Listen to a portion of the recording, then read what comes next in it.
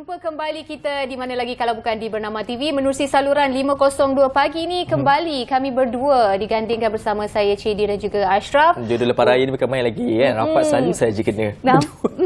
Selalu saja digandingkan bersama ya. Hari ini hari Khamis. 11 Mei 2023, masih lagi dalam mood Syawal apapun selamat Hari Raya Aidilfitri. Maaf zahir dan batin untuk anda yang masih lagi kekal menonton kami. Apa yang pasti kita sajikanlah pagi ini macam-macam isu, berita-berita terkini dan juga topik-topik menarik akan kami bincangkan bersama-sama dengan anda. Jangan stres kalau mungkin tengah bekerja lah ni kan, tengok kita dekat mana, dekat platform media sosial, dekat Facebook ke. Terima kasih banyak-banyak stay, okey? Baik, pastinya dah hujung-hujung ni banyak yang sudah pun berkira-kira ni nak memenuhi jemputan rumah terbuka. Bagi mereka yang bakal memenuhi jemputan tersebut, kena ni ready perut kosong. Tapi dan makannya banyak sangat. Betul kan? Sikit-sikit banyak rumah nak kena pergi. Dan masa yang sama juga elakkan pembaziran daripada berlaku. Meskipun dalam kita meraihkan sambutan Hari Raya Aidilfitri ni, itu sangat penting jugalah. Sebab bulan puasa hari tu pun dah macam banyak juga membazir. Raya ni pun janganlah sambung lagi pembaziran itu berlaku. Tapi kita kena expect, biasalah orang kita ni kan akan raya Syawal disambut sebulan lebih sikit. Habis Syawal pun masih lagi mengamalkan tradisi amalan kunjung-mengunjung, rumah terbuka dan sebagainya. Baik, itu antara yang menarik di Malaysia ini. Dan pasti juga kita nak saksikan apa yang menarik. Semalam tular video berkata tentang bagaimana kejayaan yang dilakukan menerusi misi rakyat ini, yang mana akhirnya berjaya mengumpul satu dana yang cukup besar, kurang daripada sebulan. Berjaya mengumpul dana yang cukup besar, itu berkurang bertujuan untuk membantu seorang bayi menghadapi masalah penyakit yang jarang dijumpai, iaitu spiral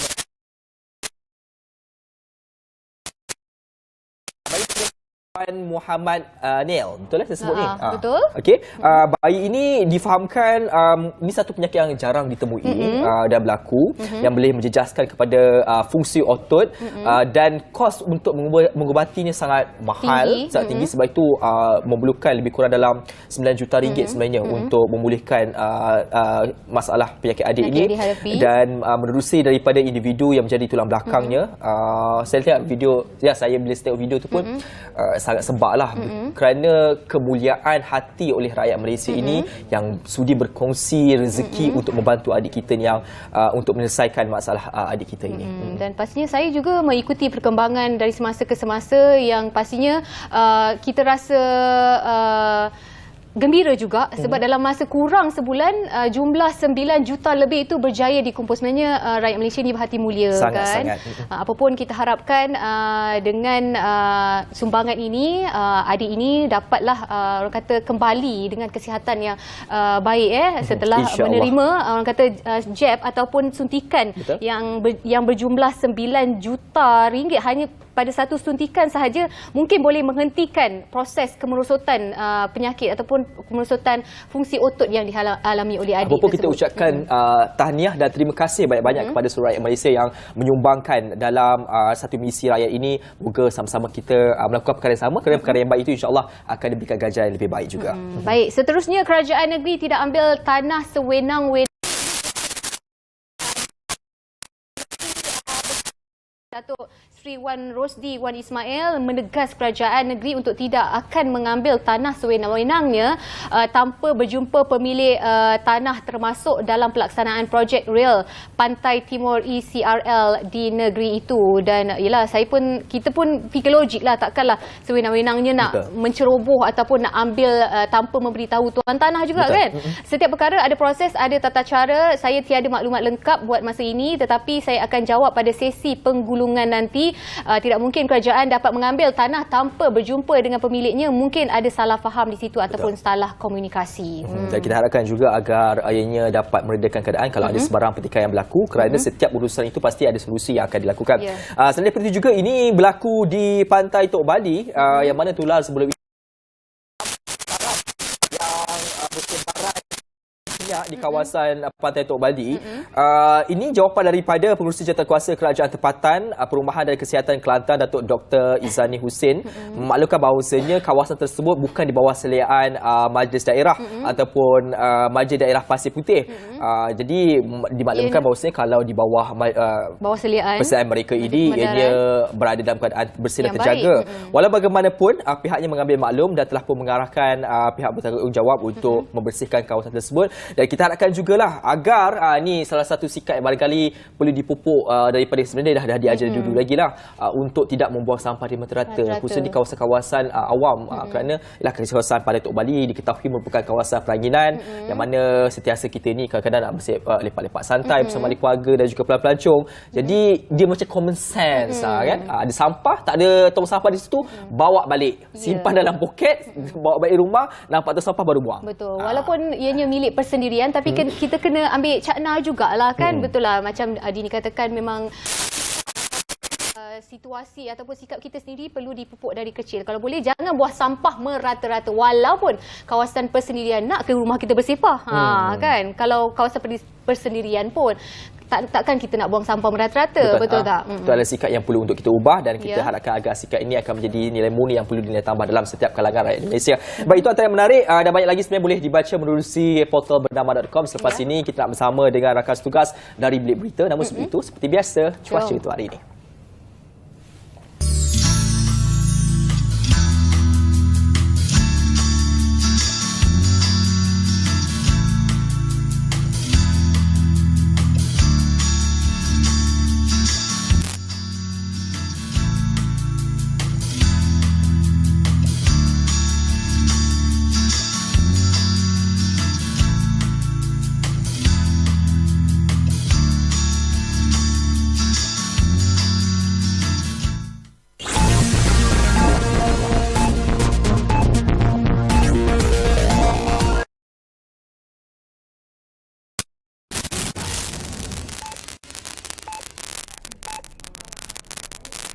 Malaysia Madani bersama saya Nurul Nadia Muhammad Kamaruzaman. Paras air di 5 loji rawatan air LRA di Johor ini berisiko merosot ke tahap kritikal sekiranya fenomena El Nino berterusan hingga Julai depan. LRA yang terlibat adalah LRA Sultan Iskandar, Johor Bahru, LRA Lok Heng, Kota Tinggi, LRA Sungai Gembut, Kota Tinggi, LRA Bukit Batu Kulai dan LRA Tenggelu Mersing.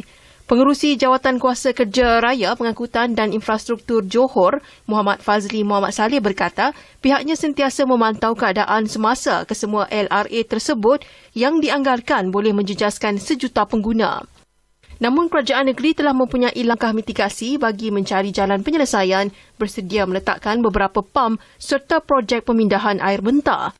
Pihaknya juga sentiasa memantau kesemua 16 empangan di Johor, termasuk empangan terkecil di Gunung Ledang, Muar yang berkapasiti 0.39 juta meter padu dan hanya mampu bertahan 13 hari sekiranya tiada hujan. Menurutnya, kerajaan negeri juga pada masa sama akan turut mempertimbangkan untuk melakukan pembenihan awan. Suruhanjaya Perkhidmatan Air Negara SPAN baru-baru ini dilaporkan menyenaraikan 8 negeri yang mudah dipengaruhi fenomena El Nino yang menyebabkan cuaca kering dan panas melampau berdasarkan pengalaman kejadian itu pada 2015 dan 2016. Negeri terbabit adalah Perlis, Kedah, Perak, Selangor, Melaka, Negeri Sembilan, Pahang dan Johor. Polis Diraja Malaysia PDRM memohon bantuan orang ramai untuk mengesan seorang individu lelaki yang merupakan saksi bagi perbicaraan kes bunuh yang akan berlangsung pada 16 Mei ini. Ketua Polis Daerah Gombak ACP Zainal Muhammad berkata, saksi tersebut Vinod anak lelaki Ramu adalah saksi penting dalam membantu perbicaraan kes mengikut Seksyen 302 Kanun Keseksaan yang akan diadakan di Mahkamah Tinggi Shah Alam Selangor. Usaha mengesan saksi sedang ia dijalankan oleh Bahagian Siasatan Jenayah Ibu Pejabat Polis Daerah IPD Gombak bagi memastikan lelaki berkenaan hadir dalam perbicaraan tersebut. Justeru orang ramai yang mengenali atau mempunyai maklumat mengenai saksi diminta untuk berhubung dengan pihak polis dengan segera. Bilik Berita, salam Malaysia Madani dan salam hormat.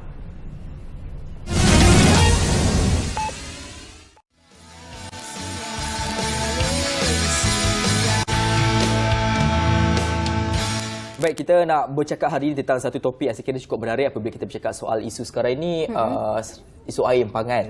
Empangan dikatakan makin surut, tetapi kalau kita lihat empangan tu satu mata kita melihat pasal air saja, air nak guna harian. Tapi satu lagi pihak perlu melihat juga bagaimana melalui sistem empangan ini juga sebenarnya menjana kepada sumber tenaga elektrik yang sering kita gunakan. Dan saya kira dulu kelas geografi pun dah belajar juga berkaitan tentang kaedah ini. Kita recap sikitlah kan berkaitan tentang perkara ini. Dan kali ini kita bersama dengan Profesor Datin Insinyur Dr. Lariah Muhammad Siddiq, Profesor Institut Infrastruktur Tenaga, Universiti Tenaga Nasional ataupun UNITEN, adalah kita bicara soal hidroelektrik, pengurusan keselamatan empangan. Selamat datang Profesor Datin. Terima kasih. Assalamualaikum. Selamat pagi. Selamat pagi. Terima kasih pada pihak bernama menjemput saya dalam program Apa Khabar Malaysia. Terima kasih juga kerana datang. Prof, okey, menyentuh tentang hidroelektrik. Mungkin kita boleh secara permulaannya kepentingan hidroelektrik ini sebagai sumber tenaga dekat Malaysia bagaimana sebelum ia disalurkan kepada ialah kawasan-kawasan yang berdekatan. Ya. Okey, saya mulakan dengan soalan yang agak menarik berkaitan dengan empangan hidroelektrik. Jadi kita selalu terfikir kalau cakap empangan hidroelektrik ni memang kita akan menjana elektrik saja. Tapi sebenarnya empangan hidroelektrik ni dia ada banyak fungsi yang lain. Ya, dia akan memberi pelbagai manfaat. Antaranya adalah untuk menyokong aspirasi kerajaan untuk meningkatkan penjanaan tenaga boleh diperbarui ataupun renewable energy. Dan pada masa yang sama empangan hidroelektrik ini juga boleh menyelesaikan beberapa isu demi untuk kesejahteraan rakyat jelata lah in a way Dan ini selari dengan polisi tenaga negara yang daripada tahun 2022 hingga tahun 2040 dan juga kita ada satu lagi roadmap yang dikenali sebagai Malaysian Renewable Energy Transition roadmap. Jadi seperti yang dinyatakan tadi, dia boleh membantu menyelesaikan isu yang berkaitan dengan boleh mengurangkan banjir misalnya. Sangat contoh yang sangat terbaik adalah empangan pergau, empangan kenyir because the way how it been operated adalah sebelum berlakunya musim monsun, maka air akan dilepaskan. Dia ada dia punya standard operating procedure sendiri. Jadi secara langsung dia boleh mengurangkan banjir, dia boleh mengatasi isu pembekalan air bersih dan juga untuk mengairkan kawasan pertanian. Pada masa yang sama juga boleh membantu untuk membuka peluang pekerjaan dan juga untuk aktiviti ekonomi. Contohnya sektor pelancongan, rekreasi macam tasik banding di Temenggung misalnya, dan juga tasik kenyir di empangan kenyir dan sebagainya. Jadi pada masa yang sama saya rasa ini adalah satu pemilik empangan dia happy lah untuk hidro ni, terutamanya TMB dan ACB. Dia adalah the key players di Malaysia, di mana TMB mempunyai 12 empangan hidro dan ACB Sarawak Negeri Berhad mempunyai 4 empangan hidro. Dan ini untuk memastikan bekalan elektrik yang stabil untuk rakyat dan menjadi penggerak utamalah peralihan industri tenaga negara iaitu energy transition. Pada masa yang sama, I think TMB juga dia ada satu vision untuk ke arah net zero emission menjelang 2050 iaitu pelepasan sifar bersih dan pada masa yang sama nak kurangkan juga intensiti pelepasan gas rumah hijau sebanyak 35% dan juga mengurangkan penggunaan penjanaan arang batu lah untuk menghasilkan elektrisiti sebanyak 50% pada tahun 2035. Ini semua sebenarnya adalah untuk menyokonglah aspirasi kerajaan iaitu untuk meningkatkan kapasiti penjanaan tenaga boleh diperbarui yang lebih bersih dan lebih orang kata lebih bersih lah, kan, dan juga dia boleh diperbarui. Dan pada masa yang sama pada tahun 2025 kita memang dalam kita punya roadmap tu kita nak mencapai 31% menggunakan tenaga boleh diperbarui dan 40% pada tahun 2035. So maknanya kuasa hidroelektrik yang dihasilkan ini ada banyak dia punya manfaat dan itulah sebenarnya the key players atau pemain utama pemilik empangan hidro ini iaitu kalau di Semenanjung adalah Tenaga Nasional Berhad. So saya daripada daripada Universiti Tenaga Nasional dan Universiti Tenaga Nasional ini dimiliki penuh oleh TNB. So kami Baik, ini menarik. Dalam konteks yang sama, saya nak membanding beza bagaimana situasi di negara kita dan penggunaan sistem hidroelektrik ini. Seperti semalam tadi, TNB antara key player lah, banyak digunakan dan sistem ini banyak digunakan untuk berjana elektrik. Kita nak membandingkan dalam situasi sekarang. Di Malaysia ini, bagaimanakah tahap penggunaan kita bagi pengurusan hidroelektrik berbanding dengan negara-negara lain yang barangkali lebih maju ke hadapan dalam mengaplikasikan hidroelektrik ini? Okey. Mungkin saya juga nak maklumkan tentang jumlah tenaga yang dihasilkan berbanding dengan arang batu. Maknanya penggunaan kita mix, dia panggil mixed generation lah, campuran tenaga. So kalau di TNB 18% adalah daripada hidroelektrik, 96% dalam solar. Solar dan tenaga boleh diperbarui yang memang kita all out lah towards that. And then satu lagi adalah arang batu, lebih ke 48%. Ini adalah rekod terkini lah, dan 33% gas. Tapi kalau kita bandingkan di Sarawak, di mana di bawah Sarawak Energy Berhad, mereka memang dah pergi kepada 68% hidroelektrik. Okey. Ya. Untuk kalau kita bandingkan pula dengan negara lain, negara maju yang lain, kita boleh nampaklah sebenarnya China adalah pengeluar kuasa hidroelektrik yang terbesar di dunia. Lebih kurang 356,000 megawatt, dan kalau kita comparekan dia punya kapasiti dengan Malaysia, lebih kurang 70 kali lah kapasiti terpasang di Malaysia. Kemudian diikuti oleh Brazil, Canada dan juga Amerika lah, dan Norway. Walaupun dia negara yang kecil, tapi dia mempunyai kapasiti terpasang kuasa hidroelektrik sekitar 31,000 megawatt lah, lebih kurang 6 kali kapasiti terpasang di Malaysia. Sebenarnya Malaysia ni dia mempunyai potensi yang sangat besar, sebab kita mempunyai topografi, bentuk muka bumi yang unik dan berbukit bukau, dan jadikan negara kita ni bertuah, dan pada masa itu hujan yang banyak. So memang sangat blessed lah kita ni dengan sumber alam yang berterusan, dan juga kita mempunyai rangkaian sungai, river network ya. Kalau di bawah River Basin Management Unit, di bawah JPS tu, kita ada 189 sungai. So kita perlu terokai lah potensi hidroelektrik ni. Dan juga untuk makluman, kita ada small hydropower lah, yang maksudnya kuasa hidro kecil up to 30 megawatt, and then kalau untuk large hydro lebih daripada 100 megawatt ya. So dan juga mungkin kita kena carilah lokasi-lokasi yang lain yang kita boleh teruskan untuk membina lebih banyak lagi hydro ini. Mungkin kita pergi pada yang small hydro power, but I think Sarawak is actually they can go more on large hydro lah. Tapi in combination, maknanya still it's about hydro. Kita nak gunakan sumber air yang ada di negara kita ni. Okey, sebenarnya saya masih lagi nak tahu dan tertanya-tanya nak dapatkan gambaran macam mana. Bukan secara terperinci, mungkin sedikitlah daripada Prof sendiri kan. Kita tahu fungsi utama empangan hidroelektrik ni ialah menghasilkan dan menjana tenaga elektrik. Jadi bagaimana ia dijana dan dihasilkan sebelum ia disebarkan ataupun disalurkan ke tempat-tempat yang berdekatan dan sepatutnya?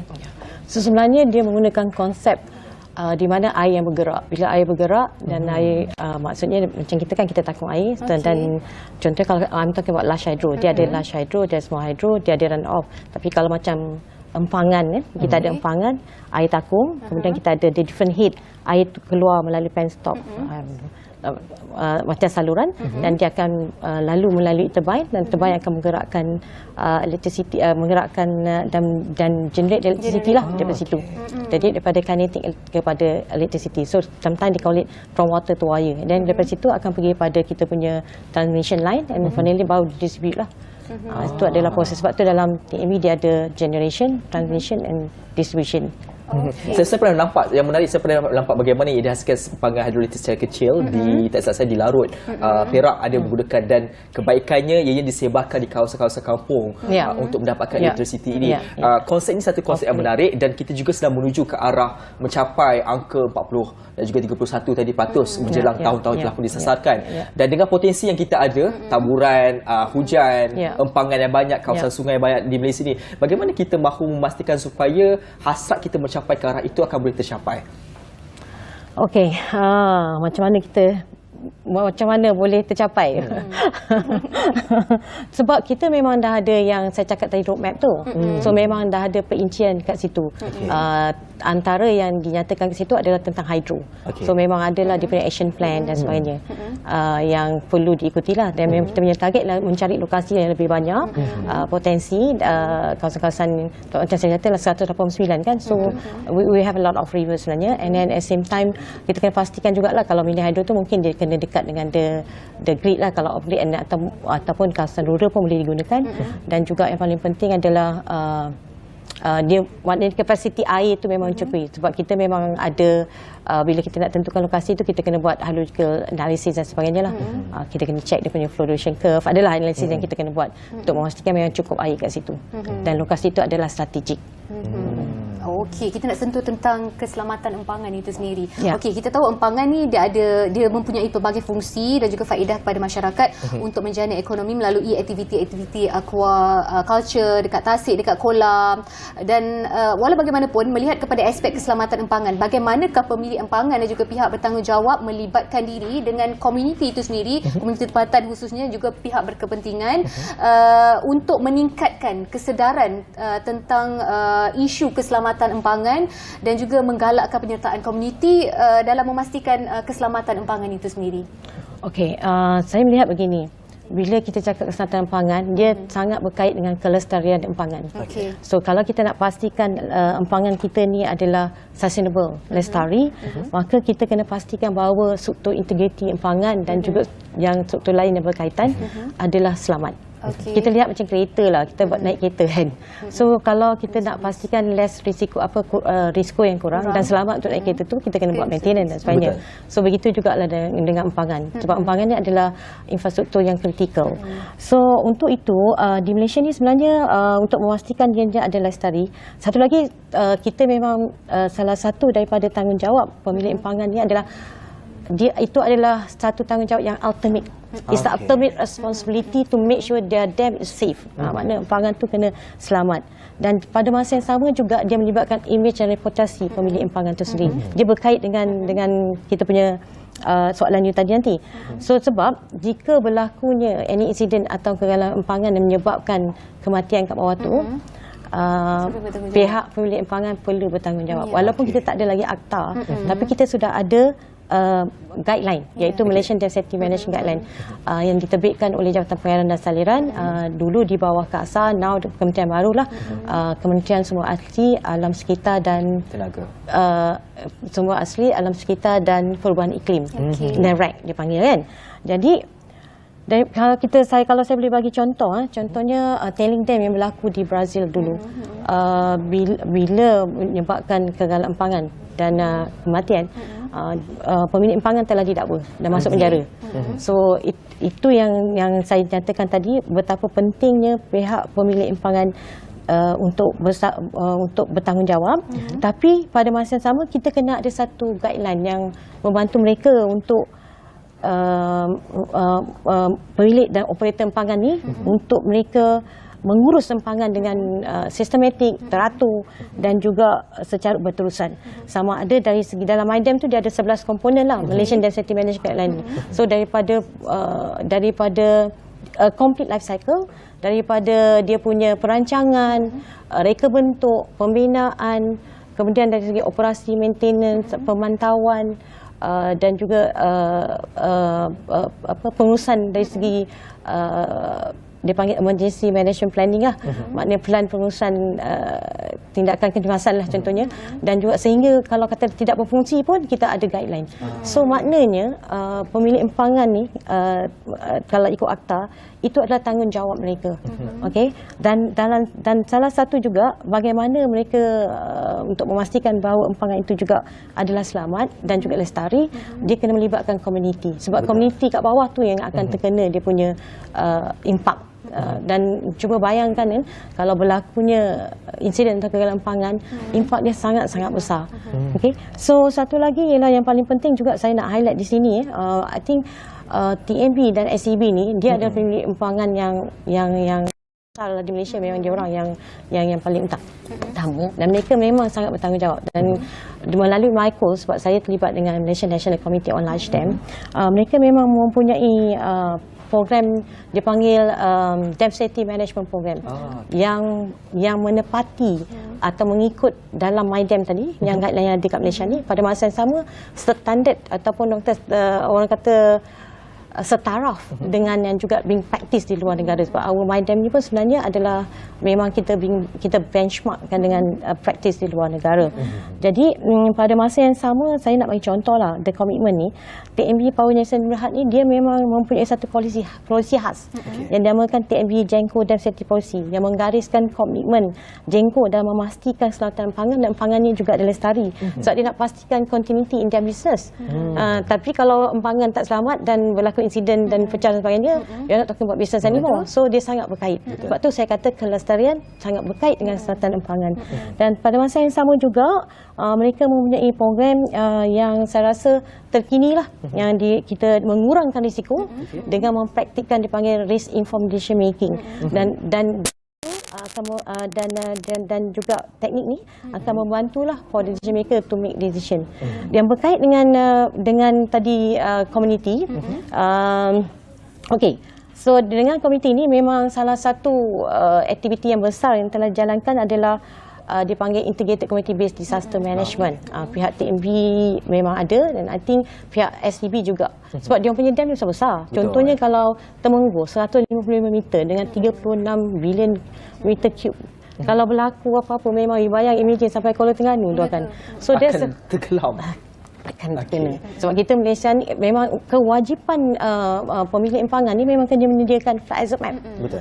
Flood hazard map ni itu dipanggil emergency action plan. Ini maknanya kita ada plan tindakan kecemasan. Kita berlaku insiden atau berlakunya kegagalan pangan, apa tindakan yang kena ambil oleh sebab pemilik pangan kena sediakan ni.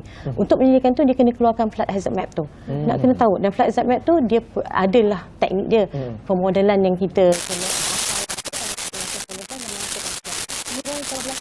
tindakan nak kena ambil. Kalau tak ada macam mana? So kat Malaysia sekarang ni masih ada lagi juga empangan yang tidak mempunyai pelan tindakan kecemasan. Itulah antara tanggungjawabnya. Bila dah ada ni pula, dia kena exercise. Sebab you plan kena praktikal. Betul. Orang kena tahu apa nak buat kerja berlakunya. Dan itu penglibatan antara pihak perlu dilibatkan. Ya, itu yang melibatkan the community.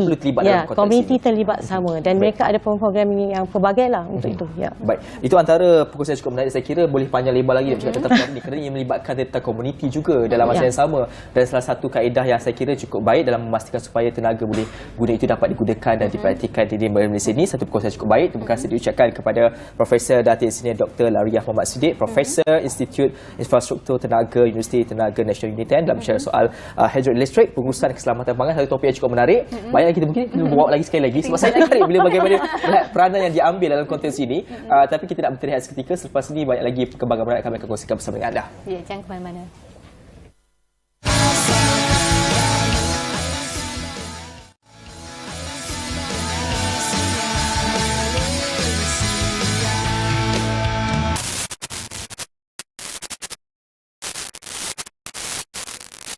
Baik, sekarang ini cuaca panas. Walaupun dah pasang penghawa dingin dekat rumah tu, paling rendah, tetap juga rasa panas. Dan dikabarkan banyak ni cerita berkaitan dengan stroke haba ni. Betul, dan kita tahu baru-baru ini berlaku satu tragedi di mana sebuah keluarga kehilangan seorang anak mereka kerana stroke haba. Dikabarkan stroke haba, tetapi walau bagaimanapun kita nak memahami adakah benar stroke haba ini boleh membawa maut dan juga memberikan kesan, khususnya ketika waktu ini cuaca yang cukup panas. Dan kita bersama dengan individu lebih layak untuk bercakap tentang perkara ini, iaitu Profesor Dr. Victor Ho Chi Wai Abdullah yang merupakan Ketua Jabatan Perubatan Kemasyarakatan dan Pencegahan Fakulti Perubatan Universiti Malaya, dalam kita bicara soal waspada dengan stroke haba. Okey, selamat datang Prof di atas kunjungan hari ini. Okey, stroke haba. Pertama sekali dia sekarang dah jadi makin terkenal.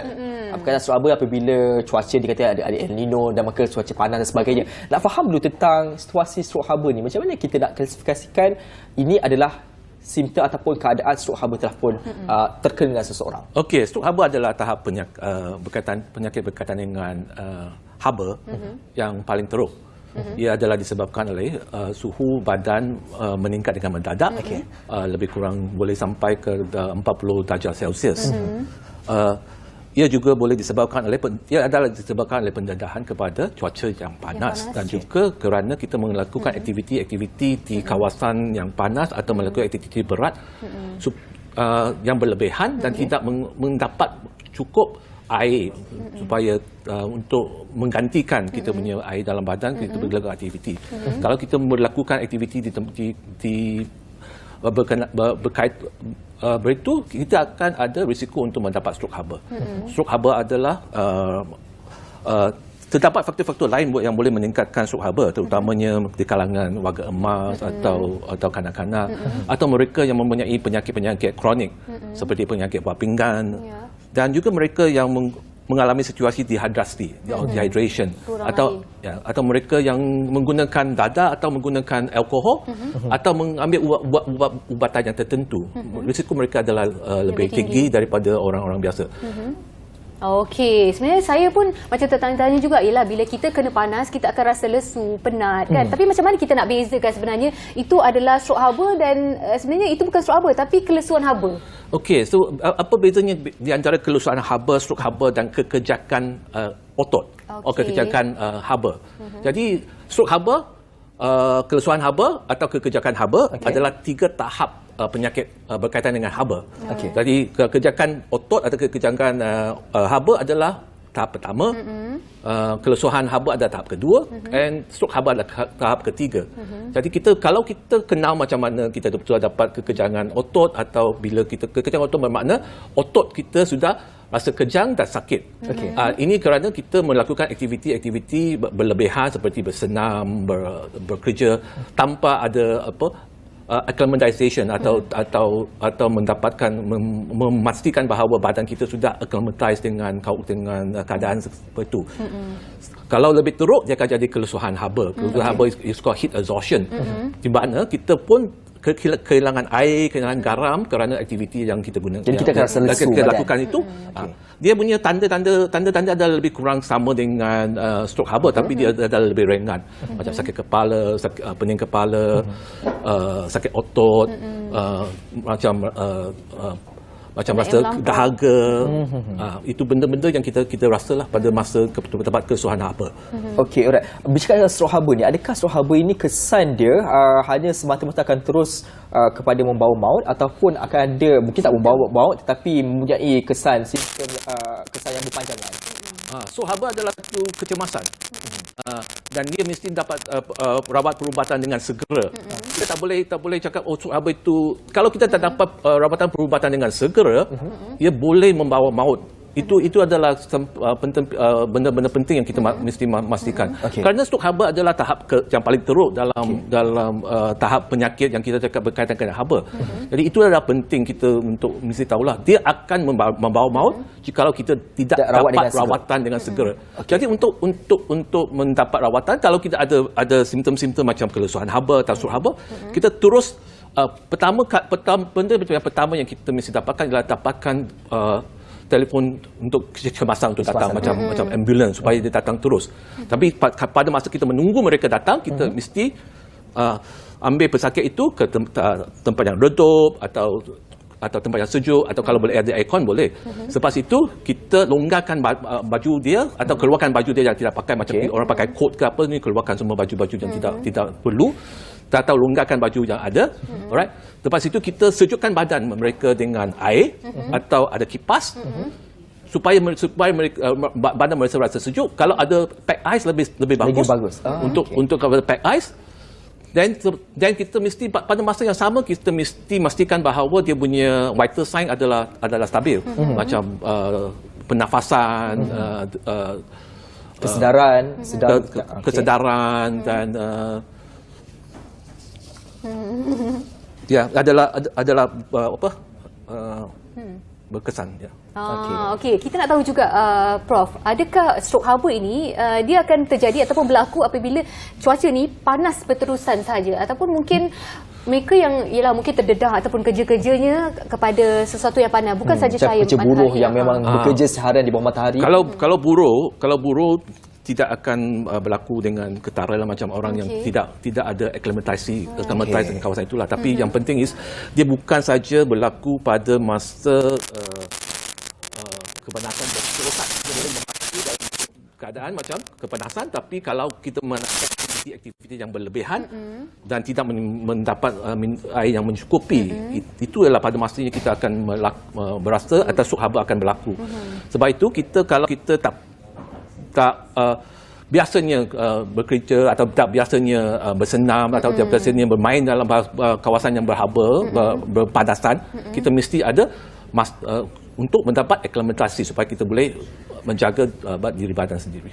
Okey. Baik, ini salah satu lagi saya nak tanya, memandangkan ada persoalan di dalam sosial media khususnya, adakah stroke haba ini hanya boleh menjangkiti kena kepada manusia saja ataupun ia juga boleh terkena kepada haiwan? Semua orang boleh kena, tapi tapi kalau teruk sangat semua Termasuk haiwan. semua haiwan mamalia lah. Kita semua mamalia sini. Mamalia semua haiwan mamalia kalau panas sangat boleh kena. Kalau anjing ke kucing ke, kalau dia tak cukup air, dia boleh kena. Tapi mereka adalah lebih tahulah kalau panas sangat mereka akan pergi ke tempat yang redup. Okey, salah satu faktor lagi disebut tadi, saya berbeda terdedah cuaca ataupun kawasan yang panas dan juga aktiviti-aktiviti yang barangkali mendedahkan kepada tersebut adalah kandungan air di dalam badan. Betul. Jadi saya nak tanya tentang jumlah air yang perlu ada kita ambil setiap hari, khususnya ketika musim-musim dah El Nino seperti ini. Berapa sebenarnya yang baik untuk badan kita supaya kita kekal hidrasi? Okey, kalau kita recommend ialah 2 liter satu hari lah. Tapi itu 2 liter, ada orang tak boleh minum 2 liter kerana dia ada masalah sendiri macam buah pinggan. Kalau ada masalah buah pinggan, darah tinggi, tak boleh minum air banyak. Tapi yang penting bukannya berapa banyak air kita minum, tapi yang penting kita mesti pastikan bahawa kita tengok kita punya berapa banyak dan warna air kencing kita.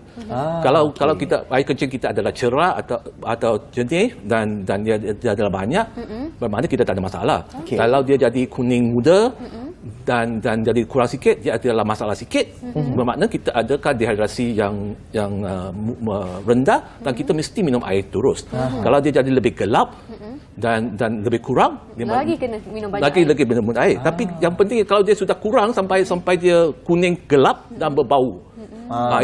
Itulah masalah yang kita mesti minum banyak air pada masa itu dan keluar dari kawasan-kawasan yang panas pergi kawasan yang juga ini boleh semak jelah. Mulai hari ni mungkin bila kena semak juga lagi cuaca El Nino seperti ini.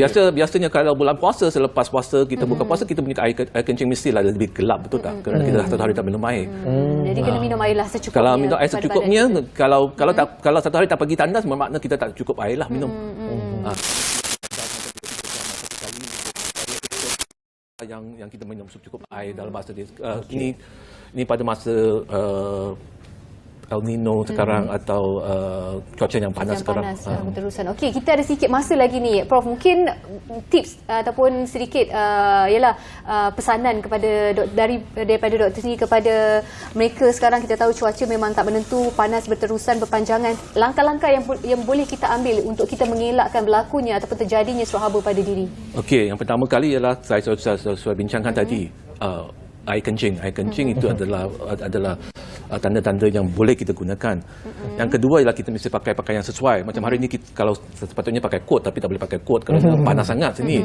Kita pakai macam kita punya batik bolehlah bersesuaian dan cerah dan macam pakai cotton dia akan boleh bernafas.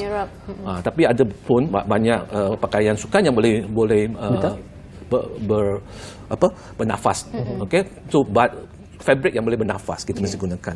Alright. Jadi kalau kita mau main ke, mau bekerja ke, cari sekitaran yang sejuk lah kalau boleh. Kalau tak boleh, kita mesti memastikan bahawa kalau boleh tak kita kerja pagi, kerja petang, bukan kerja tengah hari lah. Kalau kita mau keluar, macam kalau kita tengok boleh pakai topi lebar supaya kita protect daripada matahari. Okey. Dan kalau kita mau kerja dekat tempat panas macam orang bekerja, dia boleh buat berangsur-angsur, jangan terus masuk dalam dan dapat stroke haba ke atau kelusuhan haba. Itu penting. Okey, dan sikit lagi tips. Ada sikit lagi tak apa? Okey. Boleh. Berhati-hati kalau ada makan ubat. Jadi ada ubat-ubatan yang saya sudah bincangkan tadi yang boleh mengakibatkan atau membuatkan stroke haba lebih senang. Tapi kita mesti berbincang dengan doktor kita, pergi dengan doktor kita kalau kita makan ubat-ubat macam perpanjangan, kita tengok ubat itu bolehkah dia membawa lebih risiko kepada untuk mendapat stroke haba. Itu antara tips yang boleh digunakan sebagai panduan yang ketika ini. Kerana cuaca pun sekarang memang agak boleh tahan juga kita semua sejak malam. Terima kasih atas perkongsian daripada Profesor Dr. Victor Ho Chi Wai Abdullah atas perkongsian berkaitan tentang waspada berkaitan tentang isu stroke haba. Selepas ni saya nak bawa Cik Pula terbang ke Borneo. Dah ready? Saya nak kat KL je. Pergi jauh-jauh, kita kat KL je senang. Okey, jom nanti kita bincangkan kita bersama. bawa Sarawak, Okey. Kuala Lumpur. Okey, Baik. sekejap lagi. Jangan ke mana-mana.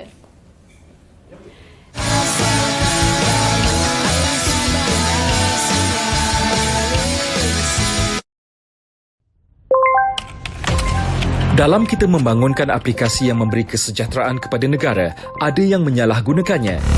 Sejak kebelakangan ini, terdapat peningkatan ketara dalam penyebaran maklumat atau berita palsu yang boleh menimbulkan kekeliruan dan kegusaran di kalangan masyarakat. Ancaman berita palsu tanpa verifikasi sumber, fakta dan maklumat memberi impak serta implikasi negatif kepada rakyat dan negara. Sebarang penyebaran berita palsu akan dikenakan tindakan undang-undang serta didakwa mengikut Seksyen 505 Kanun Kesiksaan dan Seksyen 233 Akta Komunikasi dan Multimedia 1998. Denda maksimum RM50,000 atau penjara tidak melebihi 1 tahun atau kedua-duanya dan juga denda selanjutnya setiap hari kesalahan berjumlah RM1,000. Bersama, cegah berita palsu. Sebar fakta, bukan dusta. Tidak pasti, jangan kongsi.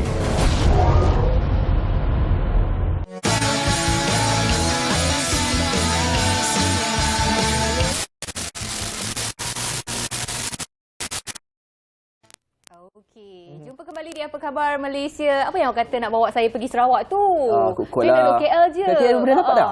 Boleh sebenarnya untuk kita sama-sama memeriahkan ataupun kita mengenali dengan lebih dekat kepelbagaian budaya dan juga seni tradisional Borneo itu sendiri di Kuala Lumpur. Menerusi Borneo susah je saya belajar ambil lesen kapal terbang jadi pilot dia nak bawa you pergi sana. Kita tak perlu tak jadi apa, risau. nanti waktu yang sesuai tunggu Jangan tiba masanya tak nak bawa sudah. Okey. Alright, kita nak bersama dengan saudara Rafi Syazwan Arpani yang merupakan Presiden ataupun Pengerusi Persatuan Sukan Seni Malaysia. Kita nak bercakap tentang Borneo Native Festival yang akan dilangsungkan di Kuala Lumpur. Baik, sebagai permulaan ini, sebut soal Borneo ni saya suka sangat sebab kepelbagaian Lain sikit budaya. Dia macam itulah, saya tak tahu nak gambarkan sebab saya memang suka bagaimana kebudayaan di Borneo ini dan kini diterbangkan daripada Borneo ke sini. Di awal ini nak tanya dulu berkaitan tentang festival akan diajukan ni. Bagaimana sebenarnya festival ini akan berlangsung dan apakah intipatinya sebenarnya? Terima kasih Cik Ashraf dan juga Cik Chet. Untuk program Borneo Native Festival untuk kali ini dianjurkan untuk kali kedua lah. Pertama kali dianjurkan tahun lepas, berlangsung di tempat yang sama di Central Market di Kuala Lumpur. Intipati dia lebih menekankan kepada penjualan kraft tangan, penjualan tradisi, makanan tradisi dan juga intipati konten kebudayaan seperti tarian, nyanyian, bengkel dan juga forum lah. Untuk tahun ini kita buat di tempat yang sama, Central Market juga. Sebab kita nak bersama-sama dengan rakyat di Semenanjung kan, ada rakyat Sabah atau rakyat Sarawak yang tidak dapat pulang sempena keamatan dan hari gawai. So kita nak bersama-sama menyambut perayaan ini di Kuala Lumpur. Okey, mungkin kita boleh recap sikitlah, recap balik antara tujuan utama ataupun objektif penganjuran ini sendiri. Kalau pertama kali pernah berlangsung sebelum ini bila? Di tahun lepas, bulan 5 juga di Central Market Kuala Lumpur. Okey, kali ini bagaimana? Kali ini tempat yang sama akan berlangsung pada 19 hingga 21 Mei minggu depan. So berlangsung pada pukul 10 pagi hingga 8 malam. Konsep dia lebih kurang sama, cumanya bila dicakapkan tentang dia punya objektif tu tidak larilah daripada kita nak menerapkan unsur-unsur kebudayaan. Sebab sekarang saya rasa milenial belia memang aktif dalam TikTok, Instagram, digital kan. So sekali-sekala kita nak bawa effort sebegini secara langsung kan secara fizikal kepada rakyat yang datanglah nanti. Okey. Baik, bercakap tentang penlibatan itu yang mereka yang akan menjadi tulang belakang bagi memeriahkan penganjuran yang ke-11 hari ini. Adakah ianya terlibat tu daripada orang-orang daripada Borneo dibawa ke sini ataupun ia juga ada kombinasi antara daripada Borneo juga yang berada di Semenanjung ni? Okey. So untuk tahun ni kita ada nearly 80 booth jualan dan juga penyertaan tu kalau boleh saya nak dia sistem untuk penyertaan program ini meluas. So kiranya kita ada few persatuan NGO daripada Sarawak dan juga Sabah akan datang ke Kuala Lumpur. Salah satunya adalah persatuan orang asal Sabah dan Sarawak yang akan terbang daripada Kuching seramai 100 lebih. And the highlighted program untuk tahun ini kita ada perarakan budaya start daripada Dataran Merdeka ke Central Market. So that one will be happen on Saturday lah. Macam tu kita perhatikan adalah berkaitan dengan seni. Kalau Borneo ni tak sah kalau kita tak sentuh pasal seni khususnya muzik itu sendiri. Okey, mungkin sedikit gambaran yang boleh diberikan daripada Razi, Rafi. Persembahan ke daripada artis-artis daripada Borneo ni. Okey, so tahun lepas penyanyi Borneo turun ke bagaimana? Tahun lepas we have Marsha Milan, kita ada Velvet Ado, kita ada Niki Palikat kan. So untuk tahun ni diorang punya schedule lebih tight, so they flight to KK, they flight to Sarawak kan. So untuk tahun ni kita ketengahkan independent artist daripada Sabah dan Sarawak lah.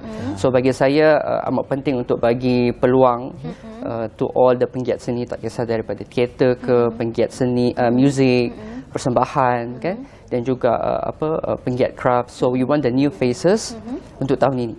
So bagi diorang peluang untuk berjual ataupun expose diorang punya talent di Kuala Lumpur lah. So saya rasa demand di Sabah dan Sarawak agak constraint sikit lah berbanding di Kuala Lumpur dan Semenanjung lah. So that's one of it lah. Okey, 2 hari program ke-11, 19 dan juga 20 hari bulan. 19 hingga 21. 21, 3 hari, Jumaat, Sabtu, Ahad. Yes. Okey, malam kemuncaknya pada hari bila tu nanti? Sebab program ni 10 hingga 8. So kalau nak cakap malam tu kita tak ada aktiviti pada waktu malam lah. But most our highlighted program akan berlangsung pada pukul 12 hingga pukul 5 petang. So one of it kita ada pertandingan sape, kita ada pertandingan Ratu Cantik, kita ada pertandingan tarian kreatif, parade, perarakan tu lah. So untuk the rest is kita ada forum education daripada Persatuan Sejarah Malaysia dan juga kita invite Bella Astila, the familiar faces lah. Alright. Bagi mereka khususnya macam saya ni bukan daripada Borneo kan, pastinya kita nak menjagakan sesuatu macam tawaran istimewa kepada kita kan. Apakah janjilah kepada mereka pengunjung-pengunjung ni kan, barangkali ada satu memori yang paling berharga yang akan dijanjikan oleh pihak penganjur sendiri supaya mereka datang tu akan sepuas dan seronok dan teruja. Okay. So I think selepas COVID, kalau kita tengok pada sektor pelancongan negara kan, kebanyakannya rakyat Malaysia tidak boleh melancong ke luar negara. So after COVID tu kita boleh nampak that the draft rakyat ataupun orang daripada Semenanjung melancong ke Sabah kan, dari Sempurna, ada yang makan makanan tradisi. So we want to keep the same momentum, bukan Sabah Sarawak sajalah. So untuk tahun ini berbalik pada soalan tu, saya rasa we want to have the same momentum as well. Kita nak melonjakkan lagi domestik pelancongan kan, dan untuk what they can carry after the festival, I think kalau last year bukan saja public, ada pelajar juga yang datang. They bring their own friends, you know, try all the foods kan. We have a few researchers juga daripada France dan UK. They come over to take, sebab nak fly ke Borneo it's another thing. So why diorang merasakan benda tu like happening in Kuala Lumpur kan. So I think it will be mesmerizing lah. Sebab agak-agak rare kalau kita nak tengok pakaian baju Dayak di Kuala Lumpur kan. So selalunya di acara-acara penutup kan, tarian pembukaan macam tu. So ini macam inilah masanya. Inilah masanya. It's in the public. So yeah. Betul. Nak pergi pun flight dah mahal tau. Itulah masanya jangan lepaskan peluang. Memang lokasi yang sesuai buat dekat pasar seni. Betul. Sebab orang luar ataupun masyarakat yang bukan Malaysia sendiri boleh tengok It's a macam mana communicate budaya. place lah, communicate place. Okey, mungkin saya nak tahu kalau saya pergi pesta ataupun program-program sebegini, saya nak tahu apa yang ada kat sana. Saya nak dapatkan something yang different yang saya boleh dapatkan ataupun saya jumpa dekat Sabah ataupun Sarawak, contohnya batik. Apa yang saya boleh jumpa produk yang akan ada dijual? So untuk jualan craft kita ada penan bag, anyaman, batik Sarawak kan. For craft sahaja kita invite a few agencies daripada Sarawak, Kuching, to come over. So seramai 30 usahawan lah daripada Kuching. Batik Sarawak they will be there. The anyaman bag kan, penan bag. Kalau cakap soal makanan kita ada banyak lah. Mi kolok, kek lapis, kita ada lasa Sarawak. Mungkin ada butut kot yang ulat yang hidup tu. So kalau nak try rasa boleh datang. So there's a few lah yang kita boleh try out, which is kalau kat KL agak susah nak cari. You know, like even Sarawakian and Sabahan also kadang-kadang diorang rindukan makan macam ni kan, selalu kena post ke sini, post ke situ, tuhau, sambal tuhau. So this kind of food and craft lah. Soal harga kita fikir nombor 2 lah sebenarnya kan. Kalau kita nak apply pun dah berapa? Harga rahmah. Harga rahmah kita dijanjikan bersesuaian dengan Malaysia Madani. Betul, Malaysia Madani. Juga ini pastinya akan melepaskan kerinduan mereka rakyat Borneo yang ketika ini berada di Semenanjung. Untuk mereka yang tak dapat balik, khususnya bagi pesta akan bergawan nanti, untuk mereka datang sesuatu istimewa yang akan diberikan supaya mereka tidak datang nanti macam saya sekarang seolah-olah macam balik kampung. Kan? So saya rasa secara amnya mungkin orang yang ada dekat situlah kan. Mungkin kalau saya sendiri datang ke pesta sedemikian, mungkin saya akan merasakan sebab everybody is talking about Borneo and then bahasa diorang kan, bahasa ibunda diorang, and also the decoration, ada makanan, ada tarian. So I think diorang akan merasakan home bila melihat benda-benda yang familiar di kampung mereka. So saya rasa itu mengubat kerinduan lah. Kalau berbalik pada tahun lepas, I think we saw some comment lah dekat Facebook, kat IG kan.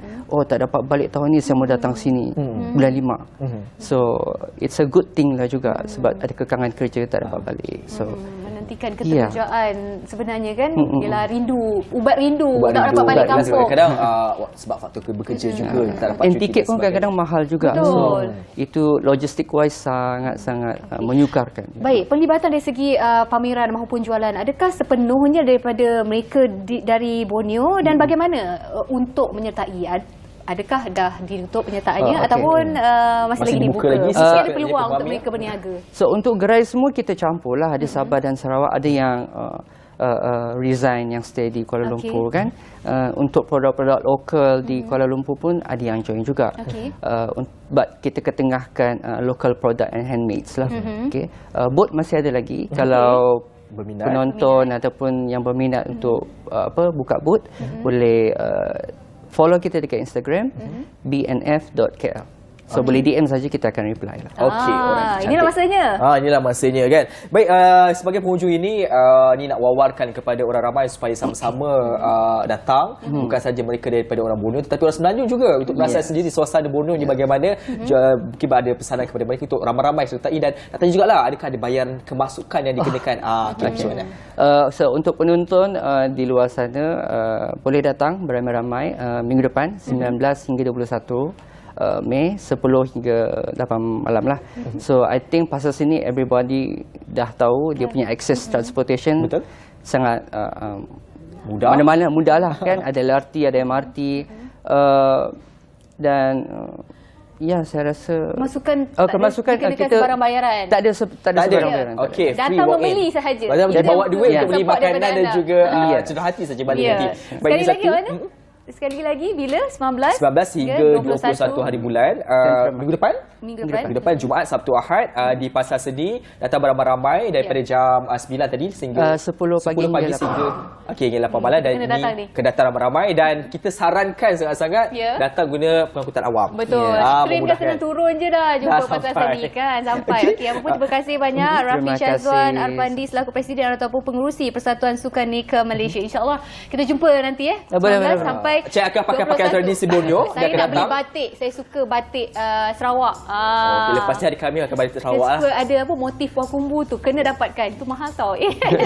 Serugi kita datang sana membeli. Okey, apa pun sama-sama kita memeriahkan Borneo Native Fest yang akan diadakan tak lama lagi ni. Baik, okey? itu saja untuk minggu hari ini. InsyaAllah esok kita akan bersama lagi dalam Khabar Malaysia. Jaga diri, jaga kesihatan. Paling penting juga ni, waktu panas ni kurangkan berada di kawasan-kawasan. Minum air secukupnya. Baik, saya Dilan Syah Salim. Saya Syedi undurkan diri. Assalamualaikum. Bye-bye.